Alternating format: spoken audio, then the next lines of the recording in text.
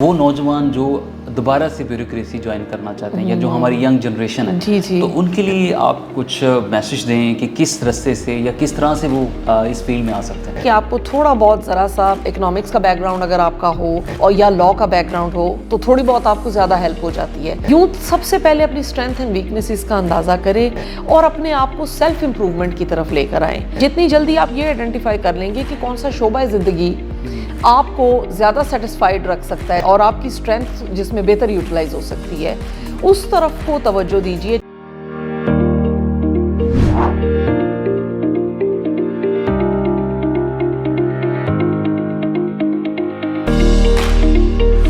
السلام علیکم ناظرین, قاسم علی شاہ فاؤنڈیشن کے شیئرنگ آف وزڈم میں آپ سب کو خوش آمدید. میں آپ کا ہوسٹ ڈاکٹر اے آر ماڈا. ناظرین, آج ہمارے ساتھ ایک ایسے گیسٹ موجود ہیں جو کسی تعارف کے محتاج نہیں, سائمہ افتاب, جو کہ انٹرنل آڈٹ آفیسر ہیں اسلام آباد, اور اس کے ساتھ ساتھ وہ پوئٹسٹ بھی ہیں اور مختلف مشاعرہ جات میں شرکت کرتی ہیں. پاکستان کا نامور نام ہے,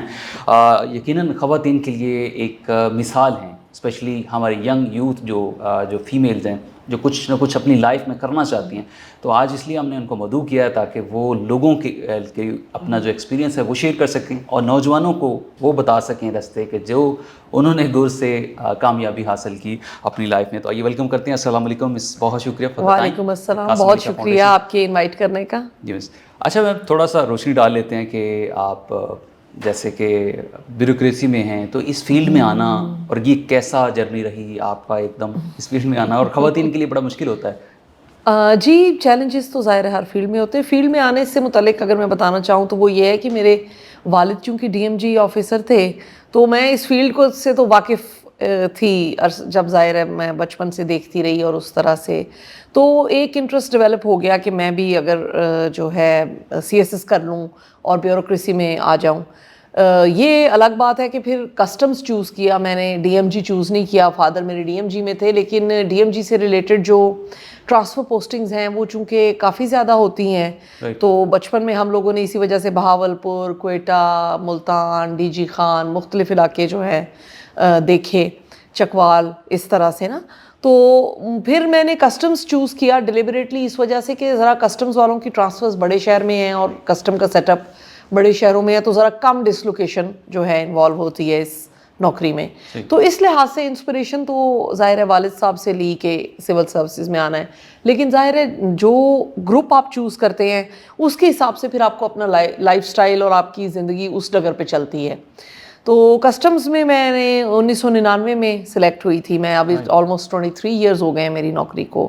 تو ظاہر ہے کہ یہ ایک گورنمنٹ کی جاب جو ہے, ایک تو ظاہر ہے سلیکشن کے لیے بہت محنت کرنی پڑتی ہے. سول سروسز کا ایگزام آسان نہیں ہے, اس لیے اس کو مقابلے کا امتحان کہتے ہیں. پھر آل پاکستان بیس پہ آپ سلیکٹ ہوتے ہیں, پھر ٹریننگز ہوتی ہیں. تو نوکری بھی بہت اس کی جو ہے چیلنجنگ ہے مختلف لحاظ سے. اس میں اینٹی اسمگلنگ ہے, اس میں امپورٹ ایکسپورٹ کا کام ہے, اس میں ایئرپورٹ ہینڈلنگ ہے اور بہت سے معاملات اور ہیں. اب جس طرح میں ڈائریکٹر کسٹمز انٹرنل آڈٹ ہوں تو کسٹمز کی فارمیشن کے تمام جو پرفارمنس ہے اور ان کی جو جس طرح سے وہ سروس ڈلیوری کر رہی ہیں اس کا آڈٹ یا اس کا ایک اپریزل جو ہے وہ ہم لوگ کر رہے ہوتے ہیں. اچھا میم, آپ پہلے کسٹم انٹیلیجنس آفیسر بھی رہی ہیں, پھر آپ آڈٹ میں اب آئی ہیں. تو وہ نوجوان جو دوبارہ سے بیوروکریسی جوائن کرنا چاہتے ہیں یا جو ہماری ینگ جنریشن ہے تو ان کے لیے آپ کچھ میسج دیں کہ کس رستے سے یا کس طرح سے وہ اس فیلڈ میں آ سکتے ہیں. اس بارے میں یہ کہنا چاہوں گی کہ اگر آپ نے کسٹمز میں آپ اپنی نوکری کرنا چاہتے ہیں تو اس کے لیے تو بہت ضروری ہے کہ آپ کو تھوڑا بہت ذرا سا اکنامکس کا بیک گراؤنڈ اگر آپ کا ہو اور یا لاء کا بیک گراؤنڈ ہو تو تھوڑی بہت آپ کو زیادہ ہیلپ ہو جاتی ہے, کیونکہ ظاہر ہے کہ یہ اکنامک ایکٹیویٹی سے ریلیٹڈ ایک شعبہ ہے. اگر ہماری اسمگلنگ کا معاملہ ہے تو وہ بھی اکنامک ایکٹیویٹی ہے, امپورٹ ایکسپورٹ کا معاملہ ہے تو وہ بھی ٹیکسز اور اکنامک ایکٹیویٹی سے ریلیٹڈ چیز ہے. ان کو میں یہ مشورہ ضرور دوں گی کہ پہلے اس کی جاب ڈسکرپشنز جو لوگ آلریڈی موجود ہیں اور کام کر رہے ہیں کسٹمز میں، ان سے یہ معلومات ضرور لے لیں کہ یہ نوکری ایگزیکٹلی کس طرح سے اس میں کیا کیا کرنا پڑتا ہے، اور اگر ان کو لگتا ہے کہ یہ ان کے ایپٹیٹیوڈ کے مطابق ہے اور انہیں یہ کام ایکسائٹ کرتا ہے یا انہیں لگتا ہے کہ یہ کام ان کے لیے مناسب ہے تو وہ ضرور اس طرف پھر اپنا رجحان کریں۔ اس کے لیے پھر یہ ہے کہ تیاری کرنی پڑتی ہے۔ اب تو ایف پی ایس سی کے تھرو ظاہر ہے ہر لیول پہ ریکروٹمنٹ ہوتی ہے، اگر آپ نے انسپیکٹر لیول پہ آنا ہے، اگر آپ نے آفیسر لیول پہ آنا ہے، جس طرح سے بھی آپ کرنا چاہتے ہیں تو آپ پھر سبجیکٹس سی ایس ایس کے سلیکٹ کریں اور اس حساب سے پیپرز دیں اور سلیکشن ہو جاتی ہے۔ لیکن محنت سب سے بڑی اس کی ہے سلیکٹ ہونے کے لیے، اور سلیکٹ ہونا تو ون پارٹ ہے، اس کے بعد جب آپ نے اپنی نوکری آپ کی چلنا شروع ہوتی ہے تو وہ بھی ایک بہت بڑی ایک جہد مسلسل ہے، اس کو لے کر چلنا بھی۔ یہاں پہ جاب میں آگے چلتے جانا اور اپنی ایکسپرٹیز آئیڈینٹیفائی کرنا یہ ایک اور جرنی ہے۔ مثلاً کہ ہم نے یہ دیکھا ہے کہ ہمارے کچھ آفیسرز جو سلیکٹ ہو کے آئے اور کچھ آفیشلز جو سلیکٹ ہو کے آئے، ان میں سے یہ دیکھا کہ جو اینٹی اسمگلنگ کے لیے مناسب ہیں اور جن کا تھوڑی سی اس طرف کا مائنڈ سیٹ ہے کہ وہ اسمگلرز کا پیچھا کر سکتے ہیں، وہ انفارمیشن جنریٹ کر سکتے ہیں، وہ ریڈز کر سکتے ہیں، وہ اس طرح کی کاروائیوں میں زیادہ دلچسپی لیتے ہیں، تو وہ اینٹی اسمگلنگ والے ونگ میں ہمارے زیادہ بہتر فنکشن کرتے ہیں۔ اسی طرح کچھ لوگ ایسے ہیں ہمارے جو امپورٹ ایکسپورٹ کے کام کو زیادہ بہتر سمجھتے ہیں، یا اس طرف ان کی دلچسپی بڑھ جاتی ہے کہ کنٹینرز آ رہے ہیں، شپس آ رہے ہیں، جہازوں سے سامان آ رہا ہے، اس کو کس طرح سے اس کا اپریزل کرنا ہے، اس پہ ٹیکسز ڈیوٹی کس طرح کیلکولیٹ کرنی ہے، ان کو کس طرح سے کلاسیفائی کرنا ہے، ان پہ کیا بینیفٹس ہیں کیا نہیں ہیں، انڈسٹریل کو کیا فائدہ ہے، کمرشل کو کیا فائدہ ہے، یعنی وہ اس طرف اپنی ایکسپرٹیز ڈیولپ کر لیتے ہیں۔ تو ہمارے کسٹمز میں یہ بہت بڑی خوبی ہے کہ مختلف سب شعبہ جات ہیں، یعنی کہ شعبہ جات کے ہمارے بڑے محکمے کے اندر مختلف اور ایریاز آف ایکسپرٹیز ہیں جو کہ ہر بندہ اپنے ایپٹیٹیوڈ کے مطابق اس کو سلیکٹ کر سکتا ہے اور پھر اس میں وہ اپنی ایکسپرٹیز ڈیولپ کر سکتا ہے۔ ہمارے کچھ آفیسر ہیں جو کہ ٹیرف کو بہت اچھا جانتے ہیں، ہمارے کچھ آفیسر ہیں جو کسی ایک اور سیکٹر کو اچھا جانتے ہیں، کسی کی مشینری میں بہت اچھی کمانڈ ہے، کسی کی کیمیکلز کے بارے میں بہت اچھی ایکسپرٹیز ہیں، کسی کو ویئر ہاؤسنگ کا بہت پتہ ہے، کسی کو اینٹی اسمگلنگ کا بہت پتہ ہے، کوئی لاء کے بہت بڑی ایکسپرٹ ہے جو کسٹم کے رولز اور نوٹیفیکیشنز کو کرتے رہتے ہیں ڈیفائن، کوئی بجٹ پریپیئر کرتے ہیں۔ تو اس طرح کی بڑی یہ ایک میں کہوں گی کہ انریچنگ اور بہت زیادہ لرننگ ہے ہماری جو کسٹمز کا رجیم ہے اس کے اندر، اور ہر ایک کے لیے نا مختلف ایریاز آف انٹرسٹ ہیں۔ تو اگر یہ سارے ایریاز آپ کو اپیل کرتے ہیں، آپ کو ان میں انٹرسٹ لیتے ہیں اور آپ کو لگتا ہے کہ اس میں آپ اپنے آپ کو کر سکتے ہیں، ایکسپرٹیز ڈیولپ کر سکتے ہیں، اس میں آپ مسلسل دلچسپی رکھتے ہیں، تو وہ لوگ اس طرف کو ضرور آئیں اور یہاں سلیکٹ ہوں، یہاں آ کر اپنا کام شام کریں۔ لوگ کر رہے ہیں، اور اب تو ماشاءاللہ میں نے دیکھا ہے کہ اتنے زیادہ کوالیفائڈ لوگ انسپیکٹر لیول پہ بھی اور آفیسرز لیول پہ بھی باہر سے پڑھے ہوئے اور انجینئرز اتنی اچھی ڈگریز لے کر وہ آتے ہیں اور پھر وہ بہت اس لیول کا اچھا کام بھی کرتے ہیں۔ صحیح۔ اچھا میم، اتنا سال کا ایکسپیرینس ہے تو کوئی ایسی لائف کی میموریبل جرنی جو آپ شیئر کرنا چاہتے ہیں ہمارے ساتھ کوئی کریں؟ لائف کی تو بہت زیادہ ظاہر ہے آپ کو اس نوکری میں بھی بہت زیادہ مل جاتی ہیں میموریبل چیزیں۔ میں حیدرآباد میں پوسٹڈ رہی، وہ بھی بہت اچھا ایکسپیرینس تھا۔ فیصل آباد میں پوسٹڈ رہی، وہاں ملتان بھی میرے پاس تھا، تو وہ بھی بہت اچھا ایکسپیرینس تھا۔ مطلب اس نوکری میں آپ کو یہ بہت زیادہ ایکسپیرینسز ملتے رہتے ہیں۔ اب ملتان میں جیسے پہلی دفعہ مجھے پارکو کی آئل ریفائنری دیکھنے کا موقع ملا، اسی طرح جب میں واگا بارڈر پہ تھی تو وہاں ٹریڈ ہوئی، تو وہ انڈیا سے پہلی دفعہ جب ٹریڈ شروع ہوئی بائی لینڈ روٹ وہ دیکھنے کا موقع ملا۔ اس طرح سے جب آپ ایئرپورٹ پہ پوسٹڈ ہوتے ہیں تو آپ کو ایئرپورٹ کے ڈائنامکس پتہ چلتے ہیں، پیسنجرز آ رہے ہیں، آپ وہاں پہ دیکھ رہے ہیں ڈرگس کے کیسز ہو رہے ہیں یا کوئی کانٹرابینڈز لے کر آ رہے ہیں، ان کو کس طرح سے ڈیل کرنا ہے۔ اسی طرح اینٹی اسمگلنگ میں اسمگلروں کے گوداموں پہ ریڈ کرنا، اسمگلروں کی گاڑیوں کی انفارمیشنیں آنا، ان کا پیچھا کرنا، ان کو ٹریس کرنا، اور اس کے لیے آرٹیفیشیل انٹیلیجنس کو یوز کرنا، موبائل فون سے ٹریکنگ کرنا۔ تو یہ بڑی ایک میں آئی شوڈ سے کہ بہت زیادہ وائڈ ایکسپیرینسڈ اس جاب ہے، اور اس میں آپ کو بڑے ہی میموریبل اور بڑے ہی تھرلنگ ایکسپیرینسز بھی ہوتے رہتے ہیں۔ اچھا میم، آپ شاعرہ بھی ہیں، جی، پروفیشنل لائف میں آپ بیوروکریسی میں بھی سروسز دے رہی ہیں، شاعرہ ہونے کے ساتھ ساتھ اپنی پروفیشنل لائف کے ساتھ ساتھ آپ اپنی جو پرسنل لائف ہے وہ بھی آپ اپنے بچوں کے ساتھ اسپینڈ کرتی ہیں، تو یہ ساری چیزیں کیسے مینیج کر لیتی ہیں؟ تھوڑا سا یہ تو بتائیں۔ یہ میں کہوں گی کہ یہ دیکھیں آپ کی ایٹ دی زندگی میں آپ زندگی کا ٹائم یا دورانیہ تو ایک فکسڈ ہے جو کہ ظاہر ہے کسی کے بھی علم میں نہیں ہے کہ کتنے سال ہم اس دنیا میں اللہ تعالیٰ نے ہمیں بھیجا ہے. تو آپ اگر زندگی میں اپنے ڈریمز اینڈ ایسپریشنس کو فلفل کرنے کی کوشش کریں تو وہ ایک بڑا آپ کے لیے ریوارڈنگ ایکسپیرینس ہوتا ہے. اگرچہ ظاہر ہے اس میں محنت ڈبل لگتی ہے بلکہ ٹرپل لگتی ہے کہ آپ اپنی پرسنل لائف کو ٹائم دیں, پھر پروفیشنل لائف کو اپنے ٹائم پورا دینا ہے, اس کے بعد اپنے کسی شوق کو یا کسی ہابی کو ٹائم دیں. تو یہ ایک بڑی جگلنگ سی فیز ہوتی ہے جس میں انسان رہتا ہے. اب اس طرح سے میں نے کیا کہ شروع میں تو ظاہر ہے جب آپ کسی بھی جاب میں انٹر کرتے ہیں یا آپ پرسنل لائف اپنی شروع کرتے ہیں, شادی کی ہے اور ایڈجسٹ ہونا ہے, تو وہ چیزیں آپ کی زیادہ بڑی پریورٹی ہوتی ہیں. ظاہر ہے کہ پروفیشنل آپ نے اپنی جاب میں بھی آپ اپنے آپ کو اسٹیبلش کرنا ہے اور وہاں پہ جونیئر گریڈز میں آپ کو بہت زیادہ اپنا انپٹ دینا ہے. ایک اسٹرگلنگ فیز ہوتا ہے وہ جاب کے حساب سے بھی اور پرسنل لائف کے حساب سے بھی. پھر آپ کے بچے پیدا ہوتے ہیں, چھوٹے ہوتے ہیں, وہ انہیں زیادہ ٹائم اور کیئر کی ضرورت ہوتی ہے. تو میرے ساتھ تو اس طرح زندگی میں رہا کہ ظاہر ہے کہ پہلے شادی کے 10 سال اور نوکری کے پہلے 10 سال جو ہے وہ زیادہ ٹائم جو ہے پروفیشنل لائف کو اور پرسنل لائف کو ہی بیلنس آؤٹ کیا میں نے. اس کے بعد جب مجھے لگا کہ بچے تھوڑے سے سیٹلنگ فیز میں اس طرح سے آ گئے ہیں کہ پڑھائیاں شروع ہو گئیں اور تھوڑا سا ان کی 24 آور سرویلنس سے ٹائم جو ہے وہ ہٹ گیا کہ جی اس طرح سے 24 گھنٹے کی ڈیمانڈ نہیں ہے بچے کی, اور نوکری میں بھی اپنے آپ کو اسٹیبلش کر لیا. تو وہ پھر آہستہ آہستہ میں نے دوبارہ سے شاعری کی طرف پھر اپنے آپ کو لائی, اور پھر اب شاعری کو بھی وقت دیتے ہیں کیونکہ ظاہر ہے اس میں بھی محنت اور وقت دینا بہت ضروری ہے. اس لیے کہ جو آپ کا شوق ہے اور جو آپ کا پیشن ہے اس کو آپ جب ٹائم دیتے ہیں تو وہ آپ کو بڑا آپ کے لیے ریوارڈنگ ہوتا ہے. اور مجھے یہ لگتا ہے کہ اگر آپ کی نوکری کے علاوہ بھی کوئی ہابی ہے جس کو آپ پرسیو کرتے ہیں, یا آپ کے کیریئر کے علاوہ آپ کی کوئی ہابی ہے جس کو آپ پرسیو کرتے ہیں, تو اس سے آپ کے کیریئر پہ بھی مثبت اثرات مرتب ہوتے ہیں کیونکہ وہ آپ کو ایک بڑا بیلنسڈ سا دے دیتا ہے, آپ کے مائنڈ سیٹ کو بیلنس کرتا ہے, آپ کی فرسٹریشنز کو کم کرتا ہے, اور آپ کو یہ لگتا ہے کہ لائف میں میرا جو ہے نا ایک اپنا پرپس بھی ہے جس کو میں فلفل کر رہا ہوں. تو میرا یہ خیال ہے کہ نوکری کا شاعری کا ہونا نے زیادہ بہتری کی ہے میرے لیے, نوکری کے لحاظ سے بھی اور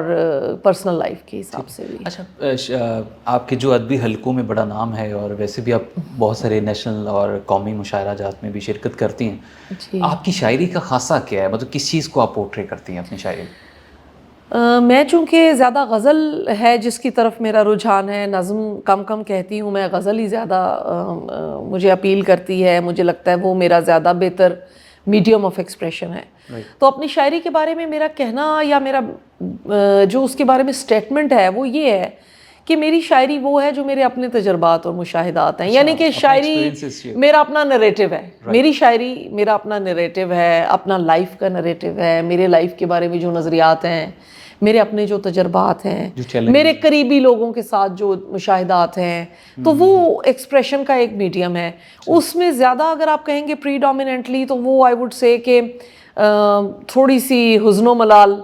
اس میں زیادہ ہے, کیونکہ غزل کے مزاج میں ہے حزن و ملال, آپ اس کو اس سے الگ نہیں کر سکتے. اور دوسرا اس میں تھوڑی سی آپ کہہ لیں گے کہ ملکی حالات اور معاشرتی حالات, معاشی حالات, ان چیزوں کے اوپر میری آپ کو مل جائیں گی. نسائیت مل جائے گی, کہیں کہیں نسائی شاعری بھی آ جاتی ہے, تو رومانٹک بھی ہے کہیں پہ, تو وہ سب کا مکسچر ہے. مطلب اس کو یہ اس طرح سے میں نہیں پورٹری کر سکوں گی کہ ان کے کسی ایک رخ پہ ہے, یعنی اس کے موضوعات مختلف ہیں. صحیح. کوئی غزل آپ سنانا چاہیں ہمیں آج کے اس پروگرام میں؟ یہ میں آپ کو پیش کرتی ہوں ایک غزل اپنی. اداسی نیم تاریکی ہوا تازہ نہیں ہے, اداسی نیم تاریکی ہوا تازہ نہیں ہے, کہ اس زندہ میں کھڑکی اور دروازہ نہیں ہے. یہ آب تند رو پر جھولتے پل کی مسافت, یہ آب تند رو پر جھولتے پل کی مسافت, کنارے پر کھڑے لوگوں کو اندازہ نہیں ہے. تواتر سے چلی آتی ہے ہر مشکل تو کیا یہ, تواتر سے چلی آتی ہے ہر مشکل تو کیا یہ, سہولت مانگتے رہنے کا خمیازہ نہیں ہے. بہارا میں کھلا ہے زردی رخسار کا گل, بہارا میں کھلا ہے زردی رخسار کا گل, میسر اس کو تیری دید کا غازہ نہیں ہے. اور میرے دل کا خلا یکسر مکمل ہو چکا اب، یہاں خوابوں کے بھی ٹوٹے کا آوازہ نہیں ہے۔ اور ایک اور غزل سے آپ کو کچھ سنا دیتی ہوں میں کہ کہاں حالات پر کچھ بس ہمارا چل رہا ہے، کہاں حالات پر کچھ بس ہمارا چل رہا ہے، غنیمت جانیے جوں توں گزارا چل رہا ہے، خدا نے وقت کو کیسی کڑی مشکل میں ڈالا، برا اچھا بہر صورت بیچارہ چل رہا ہے، اور خوشامد دوغلاپن سازشیں تہمت سیاست، خوشامد دوغلاپن سازشیں تہمت سیاست، کمینی سوچ سے اعلیٰ ادارہ چل رہا ہے، کیا بات۔ اور نہ پوچھو رات دن کا حال میرے غم گسارو، خسارہ چل رہا تھا اور خسارہ چل رہا ہے، اور خدائی کارخانہ بھی یوں ہی چلتا ہے پیارے، خدائی کارخانہ بھی یوں ہی چلتا ہے پیارے، کہ جیسے یہ جہاں سارے کا سارا چل رہا ہے۔ آپ نے تو آج کل کے پولیٹیکل حالات کو اپنے لکھا تو کچھ عرصہ پہلے تھا، لیکن ظاہر ہے حالات چونکہ ہمارے تبدیل نہیں ہو رہے، اس وجہ سے شاید وہ ابھی بھی ریلیونٹ ہے۔ بالکل بالکل۔ اچھا میں آخری سوال آپ سے یہ پوچھنا چاہتا ہوں کہ اس زندگی کا کرکس کیا ہے، چیلنج کے ساتھ ساتھ آپ کیا سمجھتی ہیں؟ دیکھیے زندگی کا کرکس مجھ سے اگر آپ پوچھیں تو اس کا کرکس یہی ہے کہ اس میں آپ جس قدر اس کو جی سکیں یہ اس کا کرکس ہے، اور جس قدر دوسروں کے کام آ سکیں یہ اس کا کرکس ہے، کیونکہ جو آپ کو دوسروں کے لیے کارآمد یا مددگار ہونے میں یا ان کے ساتھ ایک پازیٹیو انٹریکشن کرنے میں، جس طرح کی آپ کو دین نے بھی بتایا ہے، آپ کو اخلاقیات نے بھی بتایا ہے، اب تو آپ کو سائنس نے بھی بتایا ہے کہ آپ کے وہ ریوارڈ سینٹرز جو کہ اس طرح کی ایکٹیویٹی سے ملتی ہے آپ کو طمانینت یا تسلی، وہ آپ کو دنیا میں میٹیریل چیزیں حاصل کرنے سے یا کسی بھی قسم کی اور جو ہے آئی ووڈ سے کہ چیزیں اکٹھی کرنے سے نہیں مل سکتی۔ تو زندگی کا مقصد جو ہے میرا یہ خیال ہے کہ یہ ہے کہ to the best of your abilities آپ دوسروں کے بھی کام آئیں اور آپ اپنے بھی کام آئیں، اپنا وقت ضائع نہ کریں اور فضول کی ایکٹیویٹیز میں خود کو انگیج نہ کریں، اپنے ٹیلنٹ کو اپنی اسٹرینتھس کو پہچانیں اور ان کو ڈیولپ کرنے میں ٹائم سپینڈ کریں، ان کو ڈیولپ کریں، اور ان کے ذریعے اگر آپ اپنے قریبی لوگوں کے، اپنے جاننے والوں کے یا کسی کے بھی مددگار ثابت ہو سکتے ہیں تو اس کو اس کام میں لائیے۔ یہ زندگی کا مقصد ہے، اور ہمیں اس سے ریکنسائل کرنا چاہیے کہ یہ ایک ٹیمپریری فیز ہے، اس میں سے گزر کے ہم نے فیڈ آؤٹ ہو جانا ہے، اس دنیا سے ہم نے چلے جانا ہے، تو بجائے اس کے کہ ہم ایک ریزنٹمنٹ میں، ایک نیگیٹیوٹی میں اپنا یہ ٹائم گزاریں، ہمارے پاس یہ بہت بڑی اپرچونٹی ہے کہ ہم اس کو جتنا پازیٹیولی یوز کر سکیں ہم اس کو کریں اپنے لیے اور دوسروں کے لیے۔ آپ کی پریزنس یہاں پہ لوگوں کے ذہنوں میں خوشگوار تاثر، لوگوں کے دلوں میں ایک اچھی یاد چھوڑ کر اگر جاتی ہے تو آپ کامیاب ہیں اپنی زندگی میں۔ اچھا میم شارٹلی خواتین کے لیے، اسپیشلی ہمارے یوتھ کے لیے کوئی میسیج دینا چاہیں آپ پلیز؟ خواتین کے لیے یا یوتھ کے لیے میں بڑی خوش ہوتی ہوں، مشاعروں میں جاؤں یا کسی اور جگہ پہ بھی یوتھ سے انٹریکشن میرا ہوتا ہے کہ ماشاءاللہ ان کی انرجی دیکھ کے آپ خود انرجائزڈ بہت فیل کرتے ہیں، اور میری بہت دعا رہتی ہے پاکستان میں چونکہ یوتھ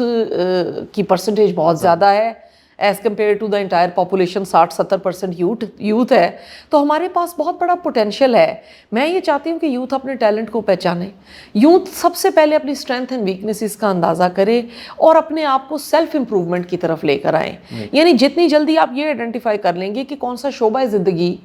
آپ کو زیادہ سیٹسفائیڈ رکھ سکتا ہے زندگی اور آپ کی اسٹرینتھ جس میں بہتر یوٹیلائز ہو سکتی ہے، اس طرف کو توجہ دیجیے، چاہے وہ میڈیا ہے، چاہے وہ سول سروسز ہیں، چاہے وہ آرمی ہے، چاہے وہ کوئی بھی ایسا شعبہ ہے، ٹیچنگ ہے، جس کے لیے آپ اپنے آپ کو مناسب سمجھتے ہیں پلیز اس سمت پہ فوکس کریں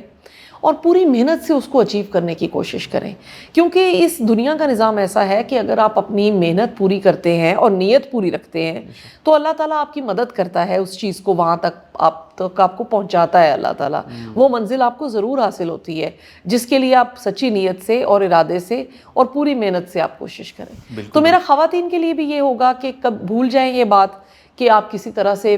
کم ہیں یا کسی طرح سے زیادہ ہیں، آپ کو ایک انسان کے طور پہ اللہ نے پیدا کیا ہے, آپ کو اللہ تعالیٰ نے اتنی ہی صلاحیتیں دی ہیں, تو آپ پلیز ان کو بروئے کار لائیں, اور جو ہے جو پوٹینشیل آپ کے اندر ہے آپ پلیز اس کو ایکسپلور کرنے کی کوشش کریں, اس کے لیے جدوجہد کریں, اس کے لیے محنت کریں, کیونکہ محنت ایک ایسی چیز ہے کہ جب وہ سب کو نظر آتی ہے اور قدرت کو بھی جب وہ نظر آتی ہے تو اس کا صلہ ہمیشہ جو ہے وہ ملتا ہے. بالکل. تو وہ آپ اپنی منزل کا تعین کریں اور اس کے لیے محنت کریں. بہت شکریہ جی. بالکل میم یہی فرما رہی تھی کہ if you are committed and concerned with your goal you can achieve whatever you want جی بالکل ان یور لائف. تو آج کا جو پروگرام اپنے اختتام کو پہنچ رہے ہیں, امید کرتے ہیں آج کا شو آپ کے لیے بہت مفید اور مزیدار ہوگا. اپنے میزبان ڈاکٹر اے آر ماڈا کو اجازت دیجیے. اللہ نگہبان.